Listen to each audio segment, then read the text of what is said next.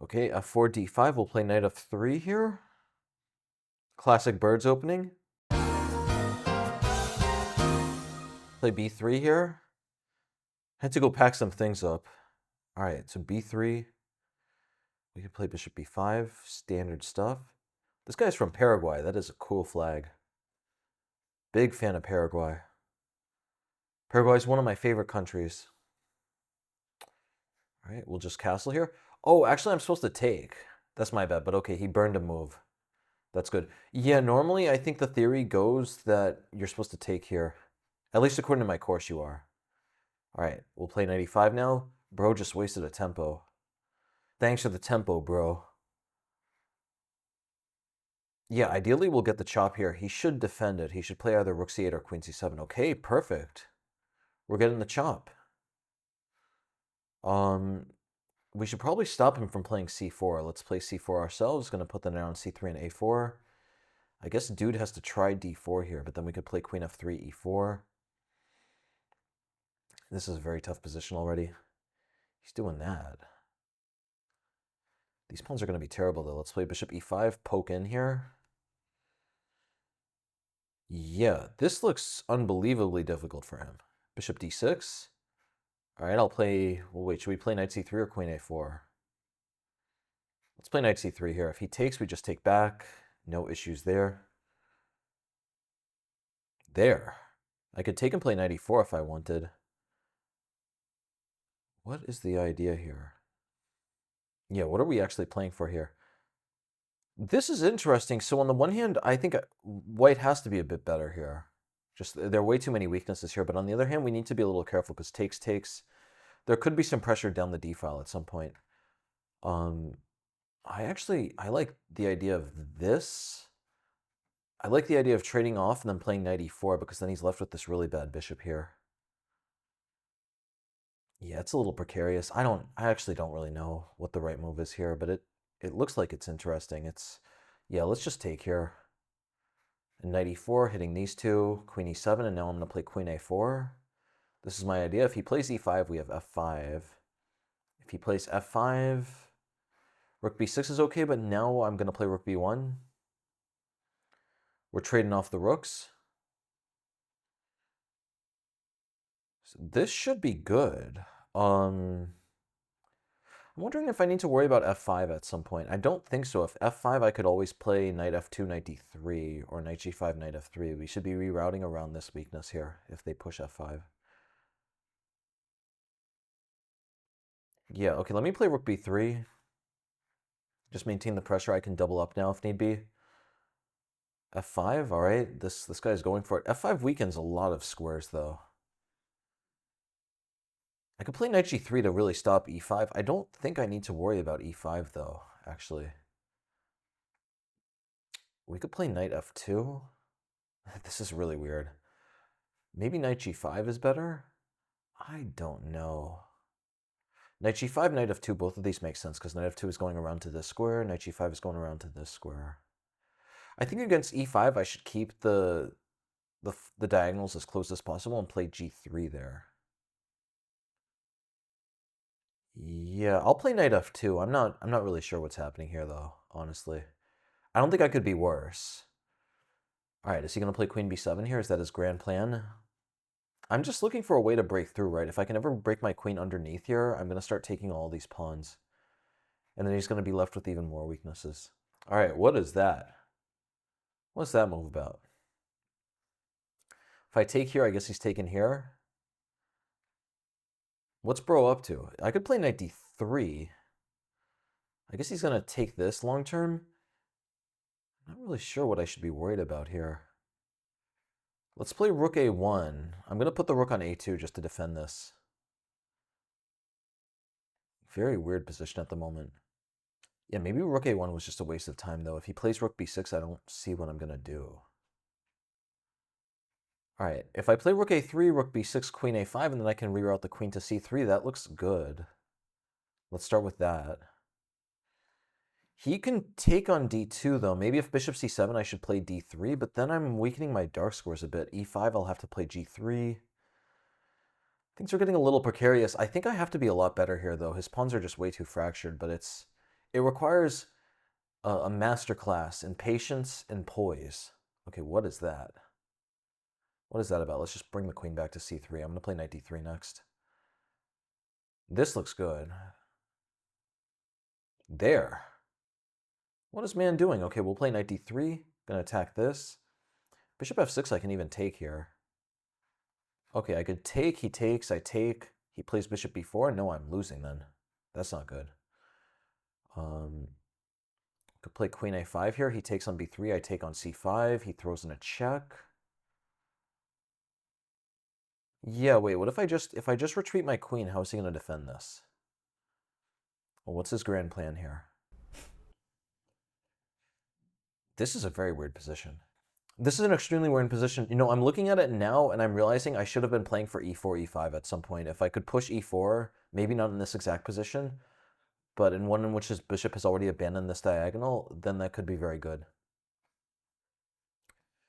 All right, I think I should bring the king to e2. I don't know how I'm going to be meeting e5. e5 is a bit annoying. Could we play rook? Yeah, let's start with rook a5. Let's just attack this pawn this way. If he plays e5, I can take with the knight. This is bananas chess. Okay. Oh. Okay, we got to be a little bit careful here. Yeah, let me take this way. He's going to take with the bishop. I'm going to take with the rook. Skewer. The old-fashioned skewer. We should definitely take this way. If I took with the knight, he would even have bishop d4 ideas. All right, so dude played bishop d6. I'm going to take here. Grab a second pawn. Don't mind if I do. Just going to move the rook back. What is this? What is man up to? All right. I could play h3. I could do a lot. Like, my knight covers this, so I don't need to really worry. g3 takes. No, that's not good. If we take everything, he's going to throw in a check here and win this rook. Win the low-hanging fruit. All right, what am I going to do here? I could play knight f4. That actually looks simplest. Let's just... Oh, whoa, whoa, whoa, whoa, whoa. Yeah, cannot play knight f4. Let's play h3. Gotta be careful. Gotta stay humble, gotta stay grounded. If he plays queen e4, I could play c5. Yeah, I think c5, and I'm threatening queen c4. I'm also threatening to take on b6. That looks completely fine. All right, what is that move about? Let's just play c5 here. Throw the queen to c4 soon enough. I guess he's going to try bishop g3. Bishop g3 is the last of his tricks. There. Okay, we could play queen c4, but actually then he gets a passed pawn. That's not going to be that simple. It'd be better to avoid giving him a passed pawn if possible. What am I going to do, though? This is actually tricky. My knight is not well placed here. I could play b4. Yeah, should I just play b4? I guess you could also play queen g3. We need to be a little careful. Why, if I remove the rook to a1? Yeah, this is really tricky. Like, the big problem here is that if I go queen c4 and make some trade like this, then he's going to play rook d8, and this knight and pawn are actually really misplaced here. So we need to think about how we're going to do this. I could play knight f4. He throws in a check. I play king h2. He could play g5 there, but I think he's going to get mated. Yeah, I think knight f4 is going to be best here. It looks precarious, but I don't see where queen e1 is going. And long term now, these pawns, I do have like 4 against 1 in between these 4 files, so I should be able to make a lot of passed pawns here. We got to get things moving. We got to get things going. It's time to go. All right, that's a nice idea. I got a really sneaky move, though. Look at this. If I play knight g6, he checks and he bamboozles me, but I play rook f8. Gonna get the old fork. The classic fork. All right, yeah, this is over. We'll take, I guess he'll take that way. The next thing we should do is we should just make sure that this rook stays trapped. If the rook stays trapped, his position is going to be hopeless. Let's check here. If I play g4, his rook actually gets out. I think d4 is better. Rook is just completely trapped here. I'm not sure how exactly I'm going to play it. Like, I can't play g4 because it lets the rook out, and I can't play king h2 to play g3 because his bishop is covering it. But he literally can't do almost anything already. If he plays bishop, I'm just going to play queen c8 soon enough. Yeah. Queen is just going to harvest all these pawns here. Rook is completely locked out here, and if it ever even comes to e4, that's going to be much more accessible along the diagonal. All right. Just take this pawn here. Let's go in there. Yeah, what are we going to do? I mean, queen g6 is the simplest. Bishop e1. All right, I'll just take here. Still just making sure to keep his rook trapped. It's only going to get worse from here for him.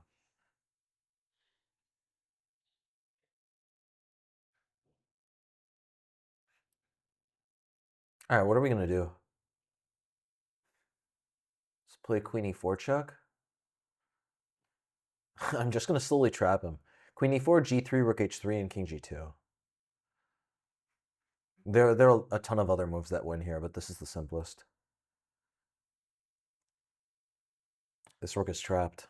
I guess he'll take here with the check. It's not going to do anything, though. Okay, that was a nice game. Let's look at the game review. I feel I played that well. That was definitely somewhere in the 80s. Maybe I didn't play it perfectly, but I think I played it well. 95 point. I will definitely take that. I messed up somewhere, though. Look at this. The graph drops. Yeah, I'm going to have to work on this. But okay, ultimately still a decent game. All right. So here... What is up with this fridge, man? This fridge just whines. This fridge... What was that thing in the in Harry Potter? What's that tree that keeps on barking or wailing or something? The Wailing Willard? What is that? That's like what my fridge is like. I feel like that was just that was foreboding what I would experience with this Argentinian fridge. Technically speaking, I should take here. From what I remember, yeah, my course says you should take first and then play 95. It gets to more or less identical positions though. My opponent ended up making a little bit of a mistake. Computer says a6 is good. Chess.com computer just doesn't know what it's talking about. You should not be wasting a move on this if you're playing black here. So I played 95, and Dude allows me to give him the really bad structure. c4. I have to remember this. There are other positions where c4 is the best. Yeah, I should just play d3 here. What is the idea? If c4, what are we going to do? We're going to take, and if they take back, then what? Then knight d2. Ah, okay, look at this. Knight d2 takes, and these pawns are actually still weak. My knight is going to come to c4. This is a picturesque setup. Normally, I'm worried about c4 because it's going to leave these pawns feeling a little weak, and a bishop c5 could pressure them, but actually, yeah, knight c4, everything is under control. Everything is under control. We'll be able to push the bishop out with rook a5 even. This is a very nice position. All right, so c4, yeah, I made a bit of a mistake there. Dude took. Apparently he's supposed to castle. I feel like, come on, white has to be better here, though. Takes, wait, what's the problem with this? Queen d3. Uh-oh. I didn't see this. And rook d8 and takes. This, look, I don't know what the computer's talking about. This can't be bad for white. But it's probably not great, though. These pawns are segmented. They're nowhere close to defending each other. Black has a little pressure. At the end of the day, though, if you get the chop in, you can never really be worse. All right, so bro took. I took back. Yeah, bro should have just castled, though. I really need to review my course, honestly. It's just I'm so neck deep in this e4, e5 course at this point that, yeah, I'm like 86.5% done. I think it's going to be another 6 weeks. I hope it's going to be another 6 weeks. But anyway, I will eventually get back to studying the bird at some point, guys. So I do apologize for this lackluster birdmaster play. Yeah, well, so here if queen d3, I could just play queen b3. I saw this, and this should be good. Ultimately, he still has all these weaknesses here. I do have a little bit of a target on b3, but it shouldn't be the end of the world. If he ever plays rook b8, I can always reinforce it with rook a3. Besides his rooks, it's very hard for his other pieces to target this pawn, right? Like, think about how his knight would ever get to target this pawn. It's not going to be easy. Anyway, though, dude played rook b8. I played bishop e5. Apparently this is a mistake, and it ended up making sense. Yeah, this bishop is superb here. I should not be trading it. Normally in these positions, you can play bishop e5, and the idea here is after bishop d6, you're happy to trade. But actually, if we look at this position, his bishop has already been blocked by the c pawn. The best this bishop is ever going to get is eventually getting to f6, where it can trade the bishops. So I shouldn't be doing his job for him. I shouldn't be playing bishop e5 here. I should just play queen c2, he castles. Yeah, and then we put the knight on c3. We could put the knight on a4. Another idea is to even wait for him to play d7 and then put the knight on e4. Computer doesn't really like that, though. What does computer want? e4. That makes a lot of sense. If bishop f6, we have e5. That makes perfect sense, actually. Now if f5, we have e5. Very weird stuff. Very weird position, but ultimately his pieces are just worse than mine here. I have to be a bit better. So I played bishop e5. We did this. I took. Okay, that was good. I didn't think I had much of an advantage here. Yeah, normally when you start trading the bishops, this pawn just gets weaker and weaker. And now the fact that I've gotten this chop doesn't matter as much because this bishop isn't suffering. Half of the reason that you want to get this chop here is that the bishop is going to be suffering behind these pawns. But if there's no bishop on the board, then what could be suffering? You know what I mean? But yeah, he's going to play rook d8 and target these two things. I don't think white could be worse here, but maybe white's not better. I do want to say I've gotten tons of positions like this in my games where I just messed up and traded the bishops. And even here, I was still able to win. Like, you can definitely still win these types of positions. He still does have some weaknesses here. This pawn is not really weak. It's just inflexible. It's going to be this pawn that's a target after knight a4. One of the problems in this position for me is that after knight a4, my knight is just not stable on this a4 square. I really wish that, I don't know, like this h-pawn were over on b3. Because in this position, if I ever want to put my knight on a4, it might lead my queen to have to awkwardly defend it after he plays something like rook b4. All right, anyway, I chose to leave his bishop on the board because his bishop is the problem piece. Played knight e4, queen a4, starting to target his weaknesses, rook b6, rook b1. Rook b3 is a mistake. Apparently I'm just supposed to take. Takes, and then what, queen a5? Oh, I just didn't see this. Yeah, if queen c7, I can just take here. I completely missed this. His queen can't cover both of these, and so he's going to have to give up a pawn here. If he plays bishop c7, I can take. Practically speaking, it looks like he has some compensation, right? He's going to play rook b2, and at the end of the day, I have these pawns look great if they're stable, but who knows if they're stable. But yeah, apparently here I could just take on a6 and win a second pawn. If he plays bishop a5, I play d4. He plays bishop d2. Oh, I could just play king f2 here. That's a hard move to find. King f2 is very hard. Because if I play rook f3, this leads to something weird. Like takes, knight c5, I would assume rook a3. Rook c2. He's getting a lot of these pawns back. Yeah, this is tricky stuff. Even here, if I can just calculate well, I should have a big advantage. Like knight e4 is what the computer says. And he'll do something like check here, play bishop a5. And in this position, that's shocking. I would have played c5 here, definitely, just to build a really nice brick wall here. But apparently here, f5. Why is this a mistake? He's going to start getting a lot of checks here. Okay, yeah, look at this. Knight d6, he's just going to start checking back and forth. And if I want to get my king out, then I'm going to have to give up the pawn. Yeah. Okay, but apparently here now, that was a mistake. He's supposed to play rook c3. Wait, so this is just a draw then? Yeah, I can't play king d2 because I'd at least be just giving away a pawn for nothing. So king e2, check. I guess I'll have to play king d1, and this is the only way for me to play on to get this type of position here. This is really weird. We've honestly gone on a really long tangent here. But anyway, long story short, computer's saying I should play f5. And what is the idea here? If he takes, what are we going to do? We're going to take, they take back. Yeah, I mean, white looks slightly better here. I do still have a much more active king. He ultimately has some slight weaknesses here. I feel like black is very close to a draw, though, in this position. Anyway, just to go back, to go all the way back, though, after queen a5, bishop c7 takes, I didn't even have to allow that. And yeah, if he plays rook b2, takes bishop a5. The whole difference, though, is that d4, bishop d2, I could just play king f2 here, and I'm not going to let him get so many of these pawns back. He could take on a2. Knight b8 is another great move. Just a very weird, invisible-looking move. I would never consider that unless I had time. Because then, like, in what position are you putting your knight on your opponent's starting square? But yeah, actually, we're just going to win another pawn. And another nice thing is that if rook a3 takes, my knight is defending this pawn here. We're going to play king e2, and ultimately we're still up 2 pawns. All right, so yeah, I definitely missed this. I ended up playing rook b3. Man played f5, knight f2. Apparently, I'm supposed to play knight g5. I felt like in these positions, he has to be playing e5 quickly. Okay, that's good.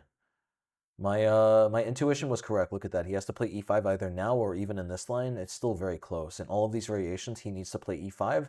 In the one variation where e5 isn't recommended, the computer's pointing out that he needs to play g5. He's going to need to counter. He's going to need to contest this dark square domination at some point. So I played knight f2. I'm actually interesting, though. What is the difference here? If knight g5, e5, why is this better for me than the other? Takes, we take here. They take with the queen. We play knight f3, queen e4. His structure looks hideous, but at the same time, his pieces are getting very good. I have queen a5 here. We're hitting a lot of things. If his rook moves, then my queen is going to get in with a check. So something like rook b2, I could get in with a check. What's the computer talking about? I'm not playing queen c7. Silly computer. I'm going to play queen d8, bishop f8. Yeah, his bishop is starting to take a back seat. Play queen c8 here. Queen c8, and we're attacking these pawns. We have ideas of queen e6. Knight g5 is also on the cards. This looks very good now. The idea of knight g5 followed by rook takes f5 could be decisive. Yeah, this is very strange, honestly. But okay, anyway, so man played f5, I played knight f2, he took, I took, queen d7, rook a1. I felt that this wasn't best, honestly. I probably should have played knight d3. I didn't like the fact that this looks unstable. But at the end of the day, what is he going to do here? If he plays bishop c7, what is my plan? I'm going to take? Well, I don't want to do this, though. Computer's saying that this is good for me, but the dark squares are really coming undone here. Anything can happen in this position. If the computer is saying this is the best move, then I really misplayed this, because we don't want to liquidate these for these in general. If we have to liquidate those for those, that's not good. Computer saying knight d3 is best. But yeah, wait, knight d3, what is... Yeah, chess.com really needs to fix this computer, man. This computer is ridiculous. Knight d3, this can't be the best move if it leads to liquidating these for these. That's not the good idea. Like, even here, just rook d1 would make more sense. Okay, but I guess here e5, yeah. So perhaps it's just equal now at this point. Yeah, he's going to be able to play e5 and open up the board for his bishop. Rook a1, man played h6, I played rook a3. This is definitely a mistake. Holding on to b3, but I'm really log jammed here. He needs to break in the center. He should play e5.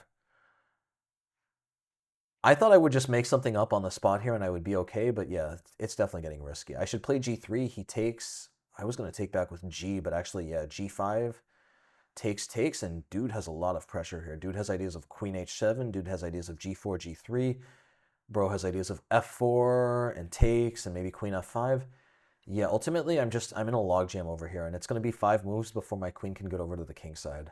So that's the whole issue here. Structurally speaking, I should be close to winning, but the problem is that these pieces are just completely on the wrong side of the board here.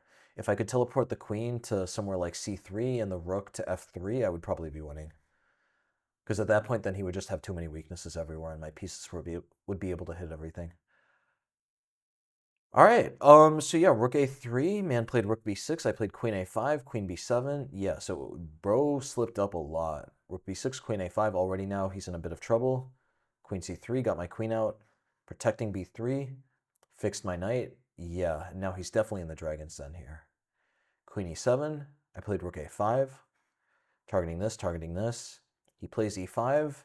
I take. He takes. Yeah, I don't want to allow this. I don't want to allow him to open up the board. At this point now, I'm going to have to deal with trading one of these pawns. So I want to do it in a way that keeps the most dark squares still under control. The way to do that is just to trade off this pawn here. If I were to do something like this, then he could... Okay, well, actually, this would be really bad because now I'm losing some material here. But just to show what I mean, he could even take here. And now in this position, I still can't take with the knight because of this. I do not want to have to take... I, of course, do not want to have to take this way because of bishop d4. But at the same time, if I take here, then he takes here, and he's just opening up the dark squares more and more. This is not going to be good. All right. So takes, Bishop d6, rook takes f5. And yeah, the game is just over here. He hasn't been able to compromise the dark squares that much. At this point now, I'm up 2 pawns. I just got these 2 pawns here. Queen h4, h3, rook b8, c5. Pushing his bishop back. He goes there. I play knight f4. Knight e5 is apparently best. This looks very loose, though. Yeah, this looks super loose, but okay, actually it makes sense. The knight is coming around to this great square. If the knight gets to f3, he's not going to have any checkmate ideas. If my knight goes to f3, even if he puts his queen on g3 here, it's not even doing anything. It's never going to be able to go to these squares. Yeah, okay, that makes sense. I thought that maybe this would be blundering something, like maybe he would have something here, but I guess, yeah, he's got nothing. He could try rook f8 to get around to f1, but it's going to take a little too long. I could check. He goes here. And where do I go? Oh, that's wild. I could just take here. If he plays rook f1, I think we're going to mate him first. Look at this. We're going to play rook e8, king h7, queen d3, g6, queen d7, rook f7, and mate. That's nice. That's checkmate. All right, so how did the game end? I played knight f4, rook b4, rook f8, just won the queen, and now the game is just over. d4 locked the rook out, and the rest of the game is pretty standard, pretty boilerplate. Takes here, check, g3, and he resigned because rook h3, king g2, the rook is just trapped. First takeaway of this is that in this exact position here, if you've traded 2 minor pieces here, normally c4 should not be the priority. Instead, we should be playing d3 and getting the queen out. And then I think we're going to be playing e4.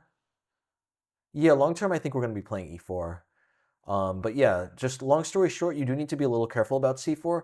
I should have been a little more hesitant about this because in these positions, after takes, our bishop gets a little bit weak here. And it's not just that our bishop gets a little bit weak. Besides the bishop getting weak, they also have ideas of a5, a4.